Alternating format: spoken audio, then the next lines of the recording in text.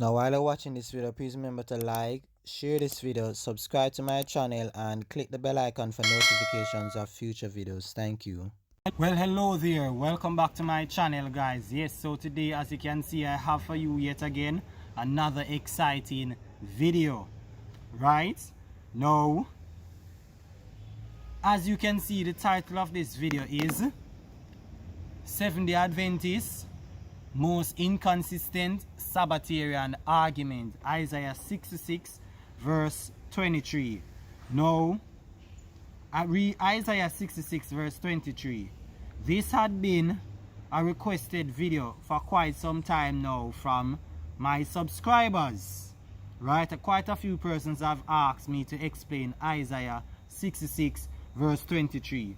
Now you know what I'll normally do whenever I want to understand, we want to understand a particular text in question, we try to get the context of the verse. Right? And normally I do these things on Wednesdays where I do text explanation, but for this verse I'm not going to get much into the context as what I normally do, because I think this is a very simple verse to understand. In terms of using your critical thinking skills, you can see the apparent inconsistency, especially for Seventh-day Adventists. You don't need rocket science for you to see it right away. Right? So to make this video short and not make it longer than necessary based on the materials that I'm going to cover, I'm not going to look at the context. We're just going to look at verse 22 to 24. It reads thus: speaking to the children of Israel, God says, "For as the new heavens and the new earth, which I will make, shall remain before me, saith the Lord, so shall your seed and your name remain." That's important to note, you know. There goes the bell. Haha, that's the school bell. But I'll wrap this up very quick in perhaps the next 10 minutes. So, as the new heavens and the new earth, which I will make, shall remain before me, saith the Lord, so shall your seed and your name remain. Right? So right away we're seeing that whatever should come after, it has to be in the context of what is said in verse 22. That is, one, it is in the new heaven and the new earth that is made.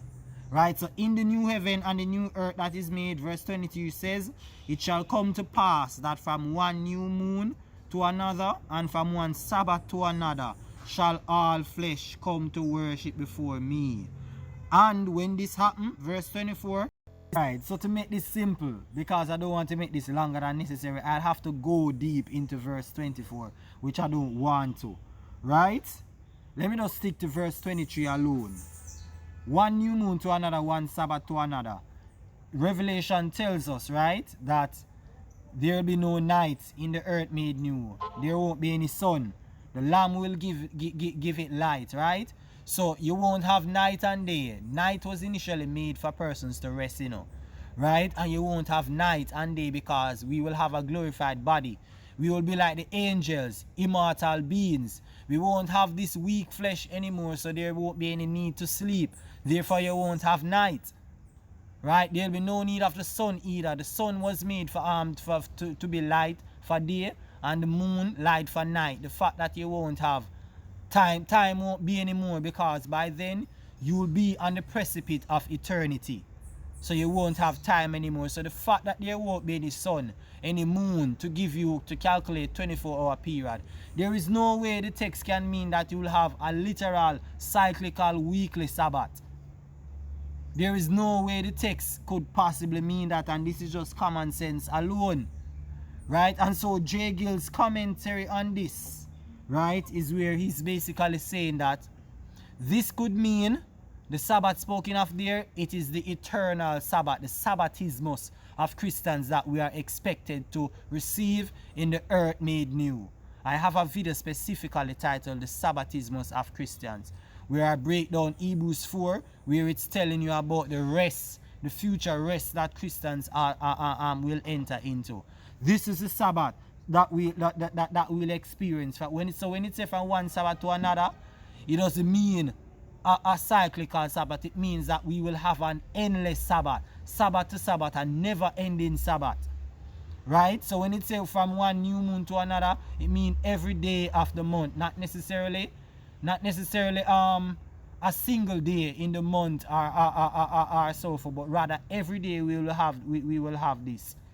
So it will be an endless Sabbath then, so to speak. This is what J. Gills is saying, that the text ought to mean that we will have an endless Sabbath rest. And so when Jesus said, "Come unto me, all who labor and are heavy laden, and I will give you rest," he's talking about the spiritual rest that he has to offer to man. And by the way, Jesus said this on the Sabbath itself, the weekly Sabbath. I have a video on that where I'm talking about, "Come unto me and I will give you rest." A video dedicated for that.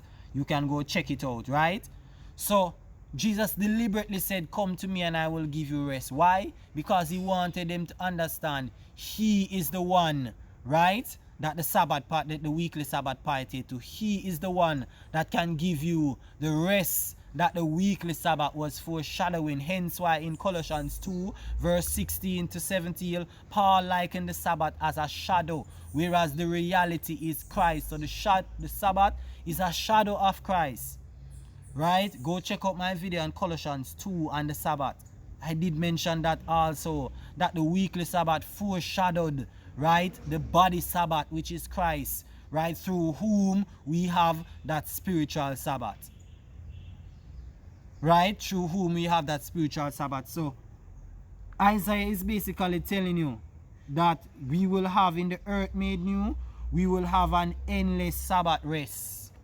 An endless Sabbath rest, one that is different from the weekly Sabbath. The weekly Sabbath only have a 24-hour Sabbath for you, right, once a week and so forth, whereas the rest that Jesus offers is every day. And so this is why even Dr. Baldwin, right, he has a video where well, his main message on the Sabbath is that the true Sabbath now that Christians have is a Sabbath wherein we have every day. So basically Baldwin is saying that basically that every day is a Sabbath, right? And he's correct. Once you have Christ, you know, you basically have, if Jesus is what the Sabbath represents, and Jesus is the body Sabbath, and you have Jesus indwelling in your heart, technically you're in an endless Sabbath if you have Jesus every day, right? And Jesus is the Sabbath, right, the true Sabbath, of which the weekly is a shadow of. Then technically once you have Christ, every day is going to become a Sabbath for you, unless you're going to put off Christ 6 days of the week and take him up 1 day of the week. That's the only way 1 day of the week would be a Sabbath for you. But once you have Christ, every day becomes a Sabbath to you. And so this is what Isaiah is communicating when he says, "From one Sabbath to another and a new moon to another, all flesh shall come before me." He means that you will have an endless Sabbath rest. That is what Christians will have. And say that you must, to be consistent, say that we should keep the new moon also, and they don't promote celebration of new moon. Therefore we see this is their most inconsistent argument out of all arguments that I've seen or I am aware of. Right, guys? Now you would have seen me put on the screen, right, a number of arguments from the quotes from Ellen G. White, where Ellen G. White endorses Isaiah 66 verse 23 as a basis of her mandatory Sabbath keeping argument. Right, you would have seen that on the screen. What I'm going to do as well is that I'm going to post some quotes, right, from some devotional, Maranatha, The Faith I Live By, and I think the other one is To Be Like Jesus. I'm going to try to squeeze in those devotional for you to see that the Seventh-day Adventist Church uses this argument very strongly, and that it's a very inconsistent argument. I'll post those quotes in the comment section for you to see it. Right, but with that being said, guys, I end this video. Right, I would really like your feedback for you to tell me that if the argument that I raise, if it is sound or if it is not, and give reasons for why you say it's sound. If you don't think it is, give reasons why you don't think it is sound. Do you think the Seventh-day Adventist Church is correct in saying that because the Sabbath will be celebrated in heaven as well and so forth, that means that the weekly Sabbath should continue now. If that's the case, why don't they celebrate the new moon as well? Since the text not only mentioned one Sabbath to another, it did say from one new moon to another as well. And granted that there'll be no weekly Sabbath for sure celebrated in heaven, because there won't be night and day, right? It is an endless eternal Sabbath that it's talking about, right?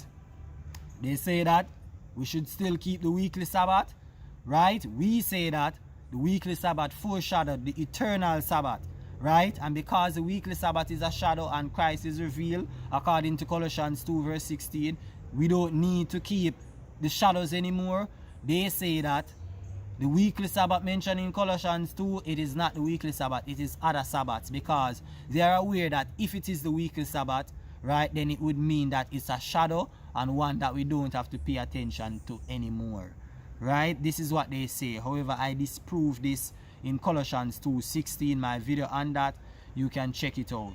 But granted that we are wrong according to them, it's not the weekly Sabbath in Colossians 2 verse 16, right? It's not the weekly Sabbath. Shouldn't they be celebrating if they are using this text? Shouldn't they be celebrating the new moon as well? This is what I would really like Seventh-day Adventists to really answer to me. You understand? Because oh gosh, I've said it several times before that inconsistency is the start of a failed argument. Right, guys? Now, I'm ending this video. I do hope you enjoy it. I'm not going to make it any longer, right? Do give me your feedback. With that being said, bye bye now.